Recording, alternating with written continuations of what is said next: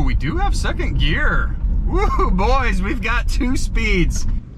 What's going on, guys, and welcome to today's video. And I know we're back out in the street with the Jeep here, but I've been doing quite a bit of work on it off camera. Now I'll kind of explain why. You know, normally I like bringing you guys along for everything, and good or bad, but it has been torrential rain for like the past many days out here in Kansas, and I've had to continue working on this thing because I want it to move so badly. Now, in the last video, I think just the last video on this, we got it to start. It was very loud because the exhaust was hanging down, and then we jumped inside, put it in gear, and found out that it didn't move. And you know, I was hoping maybe I forgot I unhooked some linkage, but I knew I didn't in my heart, and that's kind of what led me to working out in the rain. Now, the vehicle wouldn't move forward, reverse, it just did nothing. You couldn't even hear the transmission try and engage. I checked the fluid level and it was obviously very, very dark, but it was slightly overfilled, which made me think the transmission wasn't pumping any fluid. So I figured I would pull the transmission pan because these 545s are known for the filters falling out of the transmission. There is 2 filters, a little spin-on filter and then a main filter. The main filter will drop down occasionally. It just happens, or they'll split out or whatever. So I assumed that's what I was going to see. So like I said, I pulled the transmission pan and found, and again, I didn't have the camera with me because it was literally pouring rain out here, but the spin-on filter was fallen and the main sump filter. I have like one little picture I snapped. It's kind of looking in is what I saw, and both filters had fallen out. I've never seen that since I started working on vehicles in 2008. So I got 2 new cheap filters, gasket, and finished pulling the pan, and found a lot of friction material or clutch material in the bottom of that pan. No big huge hard parts or anything, but a lot of friction material, which means the transmission is not happy at all. So our engine was hurt, our transmission is hurt. But I put filters in it, I filled it with some fresh fluid, fired it up just quickly because we still didn't have a radiator, put it in drive, and it felt like it wanted to move forward. Reverse didn't really do anything. Neutral kind of wants to move forward. So I think the transmission is completely gone, ruined, damaged, it's melted inside. So yeah, somehow a engine and transmission failed at the same time. That's not a thing. But you know, I figured if the thing can at least move forward under its own power, I might as well put a radiator in this thing so I can at least see if it will, you know, run or overheat or not or whatever. So I threw a cheap eBay radiator in this thing. Its fitment was not ideal, but again, I'm terrified of spending too much on this, which I kind of am already past that point, but we've got a cheap radiator thrown in it. Next thing was putting the cooling fans back in, and if you guys don't know, 2002 and up 4.7 liters have a hydraulic cooling fan. Way down there is a cooling fan that is actuated off of the power steering pump. Now, yes, you heard that right. It is the cooling fan for the engine that is required to have the power steering system functioning great in order to work. Otherwise, you aren't going to have a cooling fan and you're going to overheat. Okay, yes, obviously that's fine. So I put the cooling fan back on, started filling the power steering system, and the fluid was pouring back on the ground as quickly as I could pour it in. And I'm going, what is going on? I know I've got all the lines hooked up. I looked down at the power steering pump reservoir, and there was like a bullet-sized hole in it. And again, I did take a couple of pictures once I got it off, but it is like melted. The power steering pump reservoir has melted and it is like crispy. So was the engine bay that hot, or was the power steering line that hot? I have no idea. Again, I've never seen this. To me, it looks like fire damage on this thing. So what happened to this thing, and how in the world was it moving down the road with a bad engine, a bad transmission, bad cooling system, bad radiator, bad power steering system. Literally every system on this Jeep is or was broken. So I ended up getting a salvage yard power steering pump and reservoir and got that thrown on here just now, and we are kind of officially all the way put back together. So I guess I'm going to throw the hood down. We're gonna jump in this thing and we're gonna take it on a drive with a known bad transmission, but I wanna have it move. Before I put a transmission in it, if that's what it's gonna come down to, I wanna know the engine isn't gonna overheat or whatever. Now I don't even have enough hydraulic power steering fluid in this thing because I only had a bottle or so that's not gonna be ideal, but hopefully we can make a lap around the block and see if it has any forward gears in this thing. So enough talking, let's get in this broken, horrible Jeep and see what happens.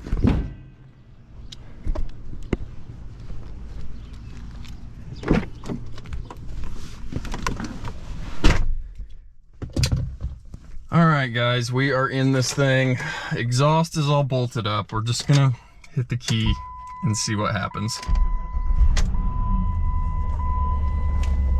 Fired up very, very happily.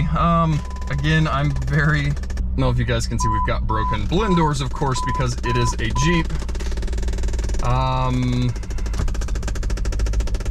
Our power steering is going to be low because I don't have enough, but let's just go make a lap and see how badly this goes.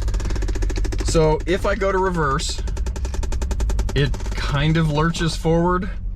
If I go to neutral, it definitely tries to go forward, which is not correct. And then drive does no different. So we kind of moved though. I'm gonna pull it down into first gear to maybe hold it manually in first. Ooh, I got no power steering though, so that's not great. But we're kind of moving. We're driving, guys. I don't know how far or how long, but we're officially moving. We do have good oil pressure. I don't have power steering, probably because I have so little fluid in this thing. Alternator's charging. Yeah.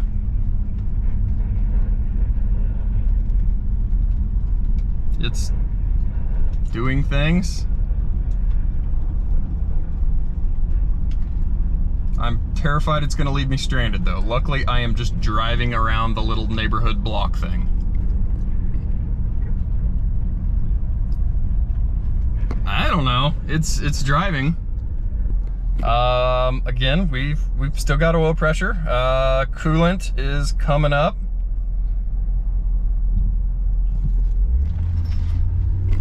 Oh, we do not have power steering. Probably just because it's very low, but I have no idea. Ooh, we do have second gear. Woo, boys, we've got 2 speeds. We do have 2 speeds. This is something. I don't know.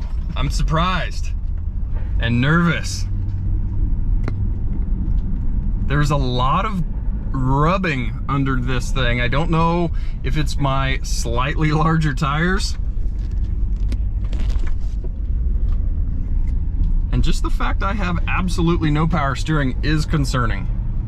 But, I don't know, we're driving. We're doing Jeep things. I guess let's pull over here and listen to the engine now that it's kind of got a little heat in it, and see if it's hammering away. This is so broken. How is it that broken? My gosh.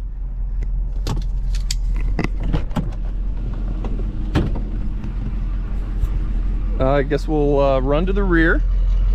Jeep sounds like a Jeep. Not really smoking, which it shouldn't be because it does have brand new valve stem seals on this thing. Now, yes, we've got a ton of, smoke and stuff. There's gonna be a bunch of oil that ran down the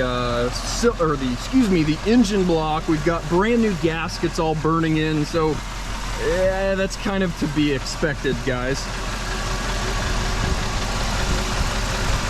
But yeah, it's kind of running. It really doesn't sound horrible.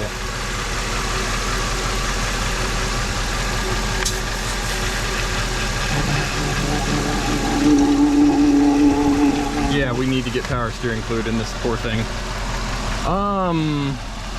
Yeah, it's a Jeep doing a Jeep thing.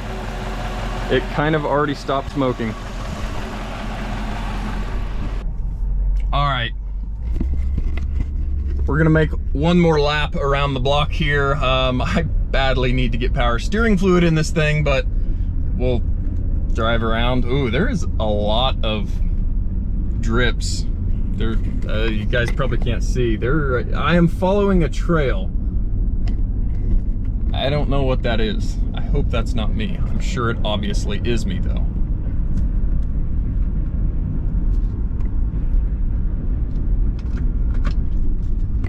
Ooh, Tranny is angry.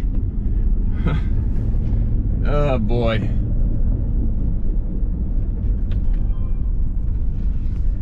But again, I was just kind of wanting to see if the engine was going to live. We're gonna rip out here. How's the old HO feel?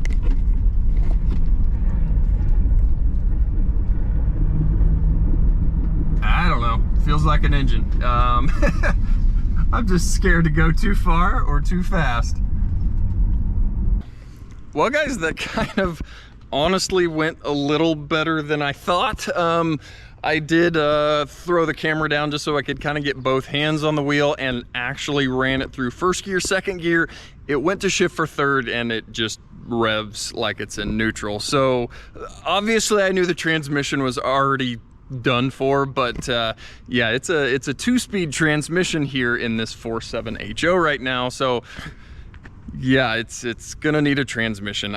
I know, but it kind of ran fine-ish. It didn't make any bad noises. There was a lot of bearing noise underneath. I'm sure axle bearings are gone on this and everything else, but it kind of ran. Obviously, I need to go grab some hydraulic power steering fluid to dump in this thing to get the cooling fan and power steering happy, but it kind of moves. So this thing has been kicking my butt, as you guys know. Just everything I've touched, something else has been broken. You know, engine, finally got it running. Transmission wouldn't move, pulled the transmission apart, or the pan, I guess, found the filters dropped and all the clutch material, put the pan back together, tried to start it, and then found the power steering leaking, and just literally everything broken. This this has really knocked me down here on the WJ rescue mission.